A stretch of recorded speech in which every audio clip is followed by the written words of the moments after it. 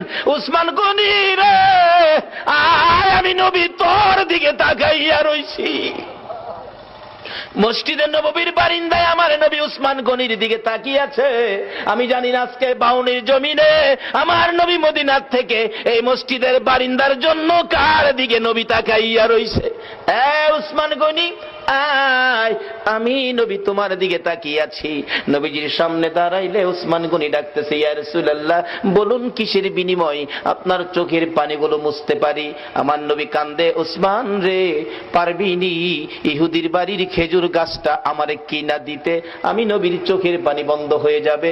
যায়া দেখ আমার আব্দুল্লাহ আনসারীর দুইটা বাচ্চারে কি কষ্ট দিয়ে রাখছে।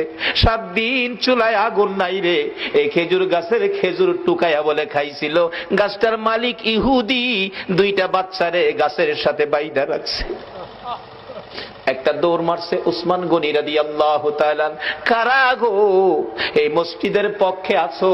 এটাই হবে আমার আল্লাহর পক্ষ, এটাই হবে আমার নবীর পক্ষ। যারা মসজিদের পক্ষ থাকবে আমার নবী তাদের পক্ষে থাকবে, যারা মসজিদের বারিন্দার পক্ষে গো আমার নবী তাদেরকে না লইয়া ফুলসিরাতের ফুল নবী পার হবে না। উসমান গনি ডাকিয়া, ইয়া রাসূলুল্লাহ, কথা দিলাম খেজুর গাছ না নিয়ে আমি আসবো না। ডাকতেছে, ইহুদি বাড়িতে আছো? জি। খেজুর গাছটা বিক্রি করে দাও। ইহুদি কয়, বাড়ির খেজুর গাছ বিক্রি করবো? কান্দে উসমান গনি, রে ইহুদি, নিষেধ দিস না, আমার রাসূল কান্দে রে এই গাছটার জন্য। আজকে যা চাইবি তা পাইবি, বিক্রি করতে হবে। ইহুদি কয়, সুযোগ যখন পাইছি একটা গাছের বিনিময় মনের মতো লওয়া লমু।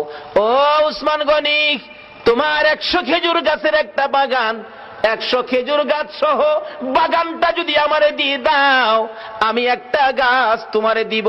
উসমান গনি একটা চিৎকার মারছে, আরে ইহুদি, মাত্র 100 খেজুরের গাছ চাইছস রে,